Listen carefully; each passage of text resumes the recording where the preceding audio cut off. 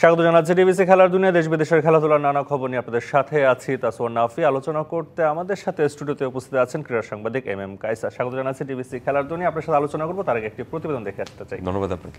আমরা আলোচনা করবো এই নিয়ে বিপিএল নিয়ে। বিপিএল এর এইবারের আসরটা নতুন কমিটির অধীনে হবে, কেমন হতে পারে এবং ফ্র্যাঞ্চাইজিগুলো এখনো পর্যন্ত নিশ্চিত হওয়া যায়নি। 28 তারিখ পর্যন্ত যদিও ডেডলাইন রয়েছে, তবে প্রত্যাশাটা কি থাকবে? অনেক কিছু এখন পর্যন্ত অনিশ্চিত। আপনি টুর্নামেন্টটা কবে শুরু হবে সেটার কোনো স্পেসিফিক ডেট কিন্তু ক্রিকেট বোর্ড এখন পর্যন্ত দিতে পারেনি, স্পেসিফিক মানে আপনার একটা ডেট। আর যখনই আপনি সুনির্দিষ্ট কোনো সূচি পাবেন না, তখন সেখানে কিন্তু অনেক ধরনের অনিশ্চয়তা তৈরি হবে। কারা খেলবেন বা কারা দল গঠন করবেন, সব কিছু মিলে এক ধরনের বলা যেতে পারে যে বড় ধরনের অনিশ্চয়তার মধ্যে রয়েছে এবারের বিপিএল। আর নতুন কমিটি এসেছে। এর আগে আপনি জানেন যে আমরা স্থানীয়ভাবে কিন্তু সাংগঠনিকভাবে পুরো টুর্নামেন্টটার মানে ফ্র্যাঞ্চাইজিটার আয়োজন করা হতো, কিন্তু এবার অন্য একটা বিদেশি কোম্পানিকে দায়িত্ব দেওয়া হয়েছে, আইএমজিকে, এবং তাদের সাথেও যে চুক্তিটা পুরোপুরি ফুলপ্রুফ চুক্তি হয়েছে ক্রিকেট বোর্ডে, সেটাও কিন্তু এখন পর্যন্ত জানা যায়নি। আমরা শুনেছিলাম মাঝখানে যে আইএমজি খুব সম্ভবত এবারের বিপিএলে এই ধরনের আয়োজন করতে তারা খুব একটা সম্মত না, কিন্তু পরে শুনলাম যে না, তারা ক্রিকেট বোর্ডের সাথে চুক্তি করেছে এবং তারা একেবারে পুরোটুকু দায়িত্ব হয়তো নেবে না, কিছু দায়িত্বটুকু নেবে। মানে বলা হয়ে থাকে না যে কোনো একটা কাজ যদি আপনি করার জন্য কাউকে যদি দায়িত্ব দেন, সেটা যদি 100% তিনি না নেন তাহলে দেখবেন যে এক ধরনের হবে, আর যদি 50% নেন তাহলে আরেক ধরনের হবে। এবং তার চেয়েও বড় বিষয়টা হলো যে যেহেতু আপনি এখন পর্যন্ত কোনো সূচি নির্ধারণ করতে পারেননি, কারা খেলবে, কারা নতুন ফ্র্যাঞ্চাইজি হবে, আমরা দেখেছি পত্রিকায় বিজ্ঞাপন এসেছে, কিন্তু এখন পর্যন্ত সেরকমভাবে আপনার ইন্টারেস্টটা দেখায় নেই অনেক ফ্র্যাঞ্চাইজি। তো সব কিছু মিলে একটা বড় ধরনের অনিশ্চয়তা কেন পড়েছে বিপিএল, তার অন্যতম কারণ হলো ব্র্যান্ড ইমেজ। আমি রিপোর্টের মধ্যে দেখছিলাম, আপনাদের রিপোর্টে সেটা বলা হয়েছে যে পৃথিবীতে যত ধরনের আপনার ফ্র্যাঞ্চাইজি ক্রিকেট লিগ হয়ে থাকে, সেখানে সবচেয়ে বাজে ফ্র্যাঞ্চাইজি ক্রিকেট লিগের একটা ব্যাড ইমেজ অলরেডি বাংলাদেশ এই বিপিএল পেয়ে গিয়েছে। অথচ আমরা শুনতাম এর আগে যে আইপিএলের পর নাকি এটা সেকেন্ড বেস্ট আপনার ফ্র্যাঞ্চাইজি লিগ। এক ধরনের ধোঁয়া এবং ভুল ধারণার মধ্যে বা ভুল ব্যাখ্যার মধ্যে আমাদেরকে রাখা হয়েছিল, এবং সেটাই এখন খুব বেশি স্পষ্টত হয়ে গিয়েছে।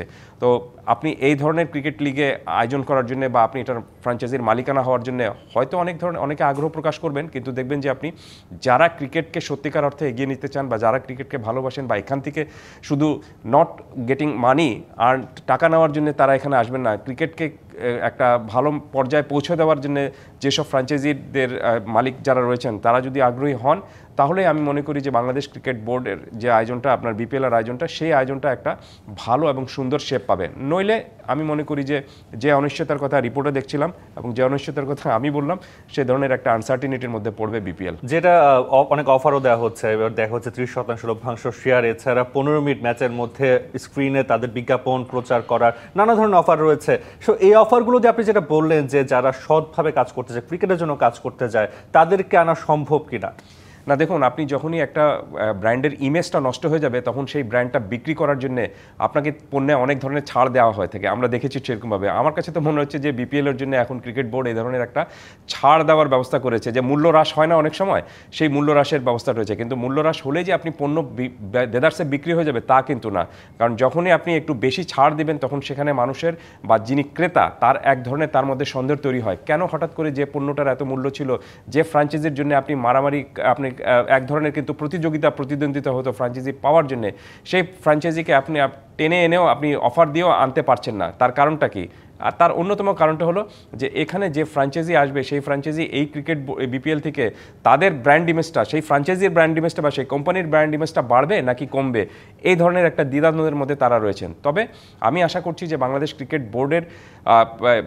ক্রিকেটের একজন অনেক লম্বা সময় ধরে দেখে আসছি আমি বাংলাদেশ ক্রিকেট বোর্ডকে। সো আমার কাছে মনে হচ্ছে, বা ক্রিকেটকে দেখে আসছি, আমার কাছে মনে হচ্ছে যে এই দুঃসংকটটা বা এই দুঃসময়টা যদি বাংলাদেশ ক্রিকেট বিপিএল কাটিয়ে উঠতে পারে, তাহলে এবারের বিপিএল থেকে একটা নতুন ধরনের যাত্রা শুরু হবে। আর অনেক ধাক্কা খেয়েছে বিপিএল, অনেক ধরনের সমস্যার মধ্যে পড়েছে। আপনি ফ্র্যাঞ্চাইজি নিয়ে সমস্যা, আপনার টিকিটিং নিয়ে সমস্যা, আপনি খেলার মাঝখানে আপনার টুর্নামেন্টের মাঝখানে রুলস বদলে যাওয়ার সমস্যা, তার চেয়ে বড় সমস্যা ছিল পেমেন্ট সমস্যা। তো সব কিছু মিলে এত সমস্যা সংকুল যখন আপনি একটা টুর্নামেন্ট করতে চাইবেন, সেখানে কিন্তু আপনার দেখবেন যে যেটি বললাম, যে যারা আয়োজক হতে চাচ্ছেন বা যারা এটার মালিকানা হতে চাচ্ছেন বা যারা এটার এই আপনার কিনতে চাচ্ছেন অথবা এটার সাথে ইনভলভমেন্ট হতে চাচ্ছেন, সেখানে তো মনিটারি একটা অনেক বড় বিষয় থাকবে তাদের, প্লাস আপনার তাদের যে বিষয়টা থাকবে যে তাদের নিজস্ব ব্র্যান্ড ইমেজের বিষয়টাও থাকবে, সেটা কতখানি তুল্যমূল্যর বিচারে তারা এগিয়ে নিতে পারবেন, সেই সব হিসাব নিকেশ করেই কিন্তু তারা এখানে ফ্র্যাঞ্চাইজিটা নিতে আসবেন। বিপিএল নিয়ে একটু ছোট্ট করে একদম ছোট করে জানতে চাই যে এর আগে দেখেছি বিসিবির কর্মকর্তারাও জড়িত ছিল বিপিএল এর ব্যাড ইমেজ তৈরির ক্ষেত্রে, এবার যারা আছে কমিটিতে তাদের দ্বারা এই ধরনের কোনো সমস্যা বা এই ধরনের প্রতিবন্ধকতা সৃষ্টি হতে পারে কিনা? না, তাদের মধ্যে খুব যে বদল এসেছে তা কিন্তু না, এমন না যে আপনি একেবারে যারা এখন দায়িত্ব নিয়েছেন তারা এই ধরনের এই টুর্নামেন্টের সাথে আগে জড়িত ছিলেন না, তারাই জড়িত ছিলেন। দু একটা জায়গায় কিছুটা বদল এসেছে। সার্বিক অর্থে আপনি যখনই বিপিএলে আমি গতবার নিজে লিখেছিলাম, গতবারের বিপিএলটাকে কিন্তু এক অর্থে বলা হয়েছিল যে বিপিএল বদনাম। আপনি বিপিএল করা হয় কি কারণে, যে আপনি আপনার দেশের ফ্র্যাঞ্চাইজি ক্রিকেটের ব্র্যান্ড ইমেজটা বাড়ানোর জন্য। উদাহরণ হিসাবে বেশি দূর যাব না, আপনি দেখবেন যে আইপিএলের যে ইমেজ এবং আইপিএলের যে প্রতিযোগিতা প্রতিদ্বন্দ্বিতা এবং যে কায়দায় পুরো টুর্নামেন্টটা অর্গানাইজ করা হয়, সেটা কিন্তু আপনি খেয়াল করে দেখবেন যে বিশ্বকাপের চেয়ে কোনো অংশে কিন্তু কম না। আইসিসির যত টুর্নামেন্ট হয় সেই টুর্নামেন্টগুলি যে ধরনের মর্যাদা পায় তার চেয়ে কিন্তু কোনো অংশে কম পায় না আইপিএল। এর কারণটা কি? কারণ হলো যে তারা সেখানে তার শুরুর দিকে তারাও সমস্যায় পড়েছিল, কিন্তু তারা সেই সমস্যা থেকে বেরিয়ে আসতে পেরেছে। বাংলাদেশও বিপিএল নিয়ে অনেক বড় সমস্যায় পড়েছিল। শুরুর বিপিএল থেকে কিন্তু আমরা একটা বদনামের ভাগিদার হয়েছিলাম, মাঝখানে আমরা কিছুটা বেরিয়ে আসার চেষ্টাটুকু করেছিলাম, কিন্তু গত বিপিএল যেটা হয়েছে সেটা সেই বদনামটা আর একটু বাড়িয়ে দিয়েছে। অর্থাৎ আমরা ঠেকে শিখছি না বা অভিজ্ঞতা থেকে শিখছি না। একটা বাজে জিনিস যখন বাজে হতে হতে আরও বাজেভাবে যাবে, তখন সেখানের প্রতি মানুষ কিন্তু আগ্রহটা হারিয়ে ফেলে। সো আমার কাছে মনে হচ্ছে যে এবারের বিপিএল অর্গানাইজিং হিসেবে যারা রয়েছেন, সাংগঠনিক ক্ষমতা দক্ষতা মানে দায়িত্ব যারা পেয়েছেন, তাদের মধ্যে আগের যারা দায়িত্ব পালন করেছিলেন সেখানে বড় কোনো ধরনের পার্থক্য নেই। পার্থক্য একটাই হবে, যদি তারা গত বিপিএল এর চেয়ে এই বিপিএলটাকে আরেকটু সুন্দর এবং সফিস্টিকেটেড করতে পারে। আমরা বিপিএল এর পাশাপাশি বাংলাদেশ দল গতকালকে ফিরেছে আরব আমিরাত থেকে, সেখানে এয়ারপোর্টে নানা ধরনের ঘটনা ঘটেছে, সেই বিষয়ে আলোচনা করবো। তার একটি প্রতিবেদন দেখে আসতে চাই নিয়ে আমরা আবার আলোচনায় ফিরতে চাই। আমরা যেটা দেখছিলাম প্রতিবেদনে, বাংলাদেশ ক্রিকেট দল ফেরার পর যে ঘটনাটা ঘটলো বিমানবন্দরে, এই ধরনের ঘটনা আসলে ক্রিকেটাররা বা ক্রিকেট বোর্ড বা দেশের ক্রিকেট কি ধরনের শিক্ষা নিল, বা এর আগেও কিরকম কোনো ঘটনা বাংলাদেশ ঘটেছে কিনা আপনার মনে পড়ে কিনা? না, ইটস এ ব্যাড এক্সাম্পল। আমি বলবো যে এটা একটা বাজে দৃষ্টান্ত হয়ে থাকবে। কারণটা হলো যে এটা ভাবতে হবে যে আপনি ক্রিকেটাররা কোনো ম্যাচে খেললে বা দল হারলে সেটা কষ্ট সাধারণ দর্শকরাও কষ্ট পায়, কিন্তু এটা ভাবার কোনো কারণ নেই যে যারা খেলছেন তারা কষ্ট পাচ্ছেন না, কারণ এটাই তাদের ব্রেড অ্যান্ড বাটার। তারা হয়তো যেভাবে খেলতে চেয়েছিলেন বা যেভাবে, আমি ডিফেন্ড করছি না কাউকে, আমি জাস্ট শুধু সত্যটা তুলে ধরার চেষ্টাটুকু করছি। তারা দল জিতলে তারা যেরকমভাবে খুশি হন, দর্শকরা সেরকমভাবে খুশি হন। ঠিক একই রকমভাবে দল যখন হারে তখন কষ্টটা কিন্তু তাদেরকেও লাগে। এবং আমি মনে করি যে কালকে আপনার বিমানবন্দরে যে ঘটনা ঘটেছে, এটার জন্য দায়িত্বটা কিন্তু ক্রিকেট বোর্ডকে নিতে হবে। যখন ট্রফি জিতে বাংলাদেশ ক্রিকেট বোর্ড ফেরে, তখন সেই ট্রফির সাথে ছবি তোলার জন্য ক্রিকেট বোর্ডের সব কর্মকর্তারা, আপনি যত চাকুরিজীবী রয়েছেন ক্রিকেট বোর্ডে, তারাও কিন্তু গিয়ে বিমানবন্দরে হাজির হয়ে যান, এবং তখন দেখা যায় যে ট্রফি নিয়ে তারা সামনে রয়েছেন, খেলোয়াড়রা পিছনে রয়েছেন। তো এখন এই দুঃসময় তাদের কোনো ক্রিকেট বোর্ডের কোনো কর্মকর্তা কেন তাদেরকে রক্ষা করতে যাননি বা তাদেরকে আপনার সমবেদনা জানাতে যাননি? দেখুন, আমার কাছে মনে হয় যে আপনি যখন দল জিতে, তখন কিন্তু ওই টেলিফোনে তাদেরকে অভিনন্দন জানানোর কিছু নেই, এবং পত্রিকায় তাদেরকে বড় করে লিখে অভিনন্দন বার্তার বলারও কিছু নেই। সময়টা সবচেয়ে কঠিন সময়টা কোন সময়, সেই সময়টুকু তাদেরকে সমর্থন দিতে হবে। যখন দল হারে তখন তাদের পিঠে কিন্তু আপনার সমবেদনার হাতটা বা সহযোগিতার হাতটাই অনেক বড় সম্পদ হয়ে উঠতে পারে। কিন্তু সেই সময় যদি আপনি ঢালাওভাবে তাদেরকে সমালোচনা করেন এবং এরকমভাবে ক্ষুব্ধ দর্শকদের মুখে ফেলে দিয়ে নিজে আড়ালে থাকলেন বা আরামে থাকবেন, সেটা আমি মনে করি না যে কোনো ক্রিকেট বোর্ডের আপনার কর্মকর্তাদের খুব একটা ভালো বা সুবুদ্ধির তারা পরিচয় দিয়েছেন। এ ধরনের ঘটনা ঘটতে পারে এবং এই অনিরাপত্তার অবস্থায় ক্রিকেটাররা পড়তে পারেন, সেটা ক্রিকেট বোর্ডের অবশ্যই বোঝা উচিত ছিল, এবং সেটার জন্য ক্রিকেটারদেরকে অন্তত রক্ষা করার তাদের উচিতটা ছিল। এখন মানসিকভাবে তো তারা আরও বেশি পর্যদস্ত হয়ে পড়লেন। আপনি 18 তারিখ থেকে খেলা শুরু ওয়েস্ট ইন্ডিজের বিরুদ্ধে, এই মন মানসিকতা নিয়ে তাদের তো এখান থেকে বেরিয়ে আসতে হলে তাদের বেশ কিছু সময় লাগবে, কিন্তু সেই সময়টুকু নেই। 24 ঘন্টার সময় রয়েছে, মাঠে তাদেরকে নামতে হবে। সো এমন কিছু না যে এই ক্রিকেটাররা যারা খেলে এসেছেন, যারা হেরে এসেছেন, তাদেরকে সবকে বদলে দিয়ে আপনি নতুন কোনো সেট নামাবেন, সেটাও আপনার পক্ষে সম্ভব না। তো এদেরকে নিয়েই যখন খেলতে হবে, তাহলে তারা যেন যে সমস্যায় পড়েছিলেন বা যেভাবে হেরেছিলেন, সেই হার থেকে বেরিয়ে আসার কষ্টটুকু যেন তারা খুব দ্রুত ওয়াইপ আউট করতে পারেন, সেই ব্যবস্থাটা ক্রিকেট বোর্ডের করা উচিত ছিল। না, আমি মনে করি যে ক্রিকেট বোর্ড এখানে খুব পেশাদারিত্বের কোনো পরিচয় দেয়নি, এবং ক্রিকেটাররা যে মাঠে এরকম অনিরাপদ একটা সমস্যার মুখে পড়েছেন, সেটার জন্য দায়িত্বটা অবশ্যই ক্রিকেট বোর্ডকে নিতে হবে। এই জায়গায় ক্রিকেটাররা যে অবস্থায় পড়েছিল, ক্রিকেট বোর্ড কি এখন কোনো পদক্ষেপ নিতে পারবে কিনা, যারা আসলে এই ধরনের সমস্যা সৃষ্টি করেছে সেখানে যারা দোষ দিয়েছে বা যারা ক্রিকেটারদের সাথে এরকম একটা আচরণ করছে তাদের বিরুদ্ধে কোনো ব্যবস্থা নিতে পারবে কিনা বলে মনে হয়? না, আমার মনে হয় না যে এখানে ব্যবস্থা নেওয়ার কোনো কিছু রয়েছে। কারণটা হলো যে যারা সেখানে গিয়েছেন তারা কিছুটা গিয়েছেন আপনি সোশ্যাল মিডিয়ায় নিজেদেরকে একটু জাহির করার জন্য, আর কিছু গিয়েছেন ক্ষুব্ধতা নিয়ে, সেটা আপনাকে মেনে নিতেই হবে। নইলে আপনি এত রাতে ক্রিকেটাররা আসছেন, আপনি সেখানে নিয়ে প্ল্যাকার্ড নিয়ে যাবেন, সাইনবোর্ড এরকমভাবে প্ল্যাকার্ডের লেখা নিয়ে যাবেন, এর অর্থটা হলো যে আপনি একটা প্রি প্ল্যান্ড একটা বিষয় ছিল যে ক্রিকেটারদেরকে একটা বাজে পর্যায়ে ফেলার জন্য বা তাদেরকে একটা সমালোচনা করার জন্য তারা একটা উপলক্ষ পেয়ে গেছেন, এবং সেটা যদি আপনি ভিডিওতে দেখাতে পারেন তাহলে হয়তো আপনার ভিউয়ারশিপটা বাড়বে অথবা আপনি নিজেকে একটু জাহির করতে পারলেন। কিন্তু এতে আমার প্রশ্নটা হলো যে এতে আপনি ক্ষতিটা কার হলো? আপনি কি বাংলাদেশ ক্রিকেটের মানে লাভটুকু করলেন, বা নাকি বাংলাদেশ ক্রিকেট যে ক্ষতিগ্রস্ত অবস্থায় রয়েছে সেটাকে আরও বেশি মানে আপনি মানে ক্ষতি করে ফেললেন?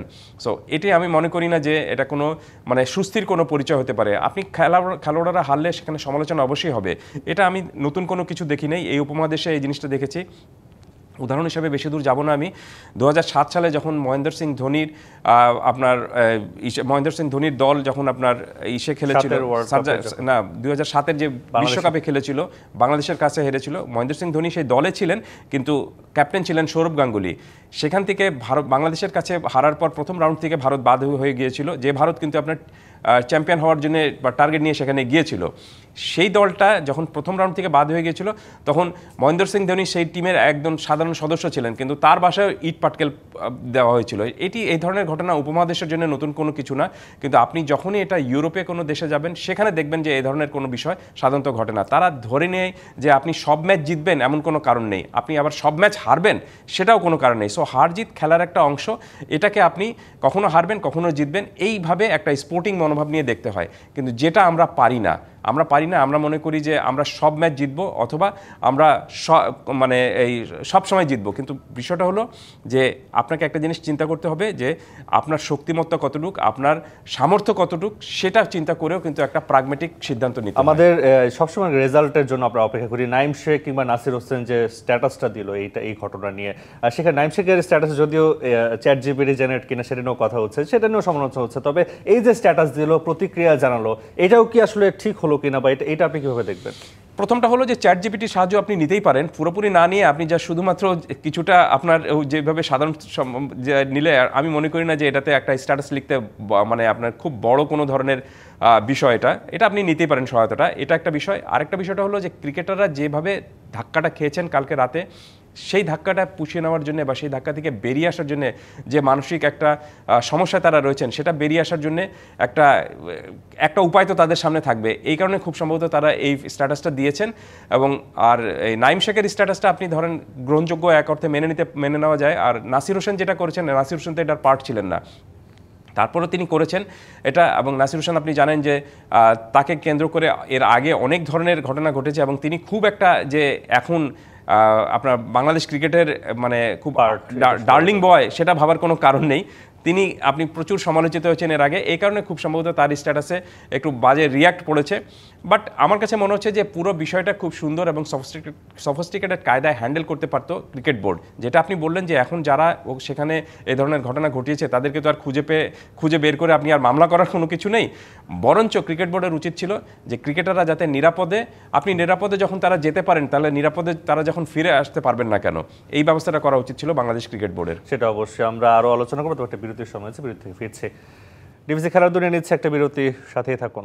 দর্শক, সংবাদের শুরুতে যেমনটা বলছিলাম, কিছু সংবাদের বিশ্লেষণ আমাদের সাথে স্টুডিওতে আছেন ক্রীড়া সাংবাদিক এম কায়সার। আমরা যে আলোচনায় ছিলাম, ক্রিকেটারদের যেভাবে ক্ষোভ ঝাড়া হলো এবং যে ক্রীড়ার উপর যে আচরণটা করা হলো, সেই জায়গায় নাইম শেখ এবং নাসির হোসেন যেহেতু পোস্ট করেছে, তাদেরকে একটু থাকতে চাই। নাইম শেখ এবং নাসির হোসেনের কথা বলছেন, নাসির হোসেন এর আগেও বিতর্কিত ছিল, তার পোস্টে বিভিন্ন রিয়েক্ট পড়তেই পারে। নাইম শেখের বেলাতেও আসলে রিয়েকশন একদমই কোম্পানি 80,000 উপরে হার রিয়েক্ট করেছে।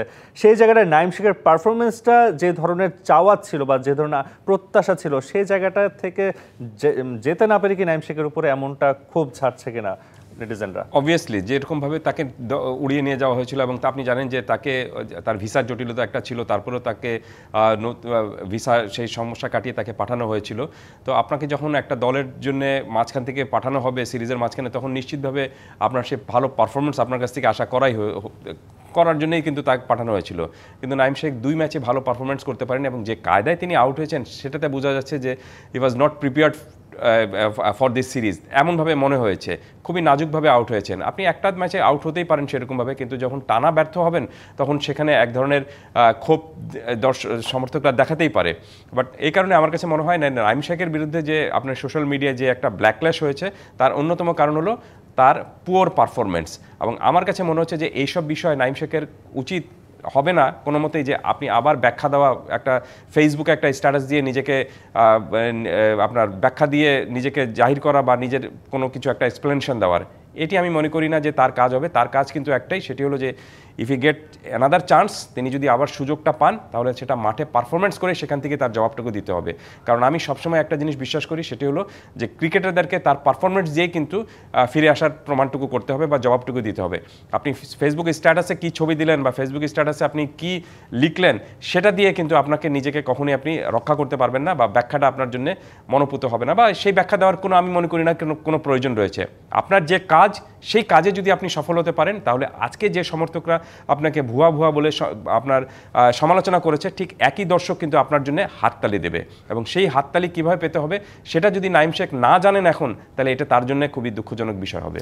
আমরা এবার ওয়েস্ট ইন্ডিজ সিরিজ নিয়ে একটু কথা বলি, যেহেতু একদিন পরেই সিরিজ শুরু হবে, সেখানে টি-20 ওয়ানডে ফর্মেটে বাংলাদেশ খেলবে, প্রথমে ওয়ানডে থাকবে। তবে বাংলাদেশ এখনো স্কোয়াড ঘোষণা করেনি, একদিন পরেই সিরিজ শুরু হবে। কেন এখনো কি দ্বিধা দ্বন্দ্বে ভুগছে কিনা দল গঠনে বা দল ঘোষণার ক্ষেত্রে? না, দেখুন, বাংলাদেশ দল এমন কোনো খেলোয়াড় নেই যে এখানে আপনি এই যারা 11 জন খেলে এসেছেন এই 11 জনের 11 জন আপনি বদলে দিবেন, তা কিন্তু না। এখানে অদল বদলটা কয়েকটা হতে পারে এবং আপনি এই মুহূর্তে, এই কারণে আমার কাছে মনে হচ্ছে যে এত দেরিতে কেন এটা হবে। আপনি যদি আপনার দলটা একটু আগে ঘোষণা করে দেন, হ্যাঁ হয়তো আমি মনে করছিলাম যে বাংলাদেশ দল বোধহয় আফগানিস্তানের শেষ ম্যাচের জন্য অপেক্ষা করছে। তো শেষ ম্যাচ তো শেষ হয়েছে অনেক আগে, তারপরও দল কেন ঘোষণা করা হয়নি সেটা একটা অনিশ্চয়তার মধ্যে রয়েছে। যে আপনি 24 ঘন্টা আগে দল ঘোষণা করবেন এবং তারপর 24 ঘন্টার পরে সেই দলটা একটা ইন্টারন্যাশনাল ক্রিকেটে খেলবে, সেটার জন্য তো একটা মানসিক প্রস্তুতির বিষয় রয়েছে। তার চেয়েও বড় বিষয়টা হলো যে কোচ এবং ম্যানেজমেন্টের বিষয়টা, একটা খেলাটা কিন্তু এবং ক্যাপ্টেনের, যে ক্যাপ্টেন কিন্তু একটা দলের মূল প্রাণভোমরা, তিনি দলটাকে কিভাবে সাজাবেন, কোন জায়গায় কি প্ল্যানিং নেবেন, কাকে কোন জায়গায় খেলাবেন, সেই বিষয়টা কিন্তু তার একটা তৈরি করার বিষয় রয়েছে। সো ক্যাপ্টেন জানেন না, কোচ জানেন না, টিম ম্যানেজমেন্ট জানে না যে তার দল কি হবে। সো এর মাঝখানে আপনি যদি হঠাৎ করে একটা দল নিয়ে নেমে পড়েন, তাহলে আমি মনে করি না যে সেটা ক্রিকেটের জন্য খুব ভালো কোনো প্রস্তুতির একটা বিষয় হবে। আর যখন এরকম একটা ধাক্কা খেয়ে আসা দলকে খেয়ে আসে একটা সিরিজ থেকে, তারপরে যদি আপনি এরকম অপ্রস্তুত অবস্থায় আরেকটা সিরিজে খেলতে নামিয়ে দেন, সেটা নিশ্চিতভাবে কোনো দলের জন্য খুব মানসিকভাবে স্বস্তিটা খুব বয়ে আনে না। আর ওয়েস্ট ইন্ডিজ টেস্ট ম্যাচ হেরে এসেছে ভারতের কাছ থেকে, খুব বাজে পারফরমেন্স করেছে, কিন্তু মনে রাখতে হবে যে এই ওয়েস্ট ইন্ডিজ বাংলাদেশকে সর্বশেষ যে সিরিজ হয়েছিল সেই সিরিজে 3-0 বাংলাদেশকে হারিয়েছিল এবং সেখানে বাংলাদেশ 325 রান করেও সেই ম্যাচ জিততে 21 রান করেও সেই ম্যাচ জিততে পারেনি। 321 রান তারা চেস করে নিয়েছে। সো ওয়েস্ট ইন্ডিজের এই দলটা টেস্ট ক্রিকেটে হয়তো এখন ভালো খেলছে না, কিন্তু ওয়ানডে ক্রিকেটে তারা ভালোভাবে এবং দুর্দান্তভাবে ফিরে এসেছে। পাকিস্তানকে তারা ওয়ানডেতে সিরিজ হারিয়েছে, কিন্তু টি-20 তারা আবার একটু পেছনে চলে গেছে। আমরা নেপালের বিপক্ষে তাদেরকে সিরিজ হারতে দেখেছি। সেই জায়গাটাকে মানসিক একটা জায়গা থেকে পেছনে থাকতে পারে কিনা, যেহেতু বাংলাদেশের মাটিতে খেলা ওয়েস্ট ইন্ডিজ বাংলাদেশের থেকে? না, দেখুন, টি-20তে ওয়েস্ট ইন্ডিজের যে দলটা, সেই দলের কিন্তু আপনার সব খেলোয়াড় যে আপনি ওয়ানডেতে খেলেন তা কিন্তু না, অনেক বড় বদল রয়েছে। এবং বাংলাদেশও কিন্তু টি-20তে ওয়েস্ট ইন্ডিজকে হারিয়েছে। আমি যে সিরিজটার কথা বলছিলাম, সর্বশেষ সিরিজটা, সেটা ওয়েস্ট ইন্ডিজের মাটিতেই হয়েছিল। সেখানে বাংলাদেশ টি-20তে 3-0 ওয়েস্ট ইন্ডিজকে হারিয়েছিল, আবার ঠিক পরে 3-0 ওয়ানডে ম্যাচে কিন্তু সিরিজে কিন্তু হেরেছিল। আর এবার সিরিজটা শুরু হচ্ছে যেহেতু ওয়ানডে সিরিজ দিয়ে, সো ওয়েস্ট ইন্ডিজ কিছুটা হলেও অবশ্যই আমি মনে করি যে এগিয়ে থাকবে। আর ওয়েস্ট ইন্ডিজের এই এগিয়ে থাকার পেছনে সবচেয়ে বড় শক্তিটা যেটা হবে সেটা হলো যে তাদের কোচ ড্যারেন স্যামি। তিনি বাংলাদেশে ঘরোয়া ক্রিকেটে খেলেছেন, যত ক্রিকেটার রয়েছে সব ক্রিকেটারদের শক্তি দুর্বলতা সব কিছুই তিনি জানেন। সো বাংলাদেশের বিরুদ্ধে তিনি ক্যাপ্টেন্সিও করেছেন, এখানে ফ্র্যাঞ্চাইজি ক্রিকেটে তিনি খেলেছেন এবং একটা দলের ক্যাপ্টেন্সি করেছিলেন, ফাইনাল পর্যন্ত দলকে তুলে নিয়ে গেছিলেন। সো বাংলাদেশ দল হিসাবে কেমন সেটা তার কাছে খুব ভালোভাবে চেনা রয়েছে।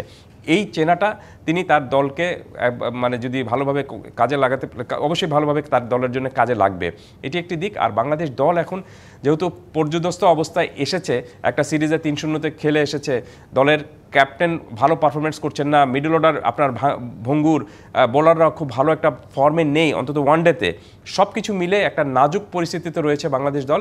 সো সিরিজ শুরু হওয়ার আগে আপনি বলতেই পারেন যে মিরপুরের মাটিতে খেলা হবে সবগুলো। মিরপুরের মাটি বাংলাদেশ দলের জন্য খুব ভালো চেনা এবং এই উইকেটে তারা খেলে খুব স্বাচ্ছন্দ্য বোধ করে। সেদিক থেকে শুধু বাংলাদেশ এগিয়ে রয়েছে, কিন্তু সার্বিক যা পরিস্থিতি তাতে এই সিরিজে ওয়েস্ট ইন্ডিজ অবশ্যই আপনার অ্যাডভান্টেজ পাচ্ছে থাকবে। এবং বাংলাদেশের অবনমনটা কেন হয়েছে আসলে ওয়ানডেতে? বাংলাদেশ তো একসময় ওয়ানডেতে খুব ভালো জায়গায় ছিল, ভালোভাবে সিরিজ জিততো, অনেক বড় বড় দলকে হারিয়েছে। এই মুহূর্তে টি-20তে একটা অবস্থান তৈরি করতে পেরেছে, এখানে ওয়ানডেতে অবনমন কেন হয়েছে এবং এখান থেকে উতরানোর বা ভালো জায়গায় আসার কিভাবে আসতে পারে বাংলাদেশ? কারণ অনেকগুলো রয়েছে। তার অন্যতম একটা কারণ হলো যে ক্যাপ্টেন্সি হঠাৎ করে আপনি বদলে দিয়েছিলেন এবং নতুন ক্যাপ্টেনের অধীনে আপনি তাকে যে খুব একটা সময় দিয়েছেন, বা আমার মনে হয় না যে তিনি খুব একটা সময়টুকু পেয়েছেন, এটা একটা বড় বিষয়। আরেকটা বিষয়টা হলো যে আপনি যে গ্যাপগুলো তৈরি হয়েছিল আপনার মিডল অর্ডারে, মুশফিক, মাহমুদুল্লাহ, সাকিব আল হাসান না থাকার কারণে, ইভেন ওপেনিংয়ে তামিম ইকবাল না থাকার কারণে, এই যে শূন্যতাগুলো সিনিয়র ক্রিকেটারদের চলে যাওয়ার কারণে হয়েছে, সেই শূন্যতাটা নতুন যে যারা রয়েছেন সেই নতুন ক্রিকেটাররা সেটা পূরণ করতে পারেননি। সো অভিজ্ঞতা মোস্ট ইম্পর্টেন্ট একটা বিষয় ক্রিকেটে।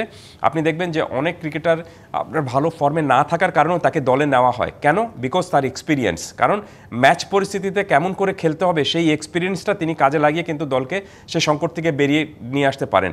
এই দলের মধ্যে যে আপনি প্রতিভাবান ক্রিকেটার নেই সেটা আমি বলছি না, কিন্তু তাদেরকে ম্যাচ রিডিংয়ের একটা বিষয় রয়েছে, বা ম্যাচ পরিস্থিতিতে কেমন করে ব্যাটিং করতে হবে সেই জায়গায় অনেক বড় একটা অনভিজ্ঞতা রয়েছে এই দলের।